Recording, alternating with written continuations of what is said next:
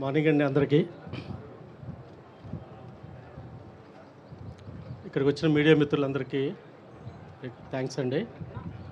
తర్వాత రోహిత్ గారితో ఈ సినిమా చేయడం, ఆయనతో ఈ సినిమా చేయడం చాలా హ్యాపీగా ఉంది. మంచి ఎంటర్టైనర్ అనేది. ఇప్పుడు ప్రస్తుతం ఇదే చెప్తున్నాను.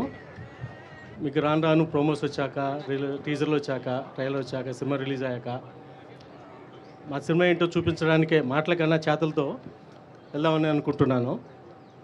యాజ్ ఎ డిస్ట్రిబ్యూటర్ అండ్ ప్రొడ్యూసర్గా ఈ రోజుల్లో ఆడియన్స్ థియేటర్కి ఎలా రెప్పించాలి అనే దాని మీద,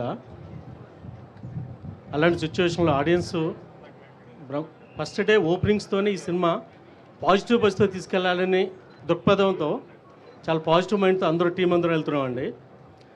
మంచి క్లారిటీ ఉన్న డైరెక్టరు, మంచి భవిష్యత్తు ఉంది తనకి.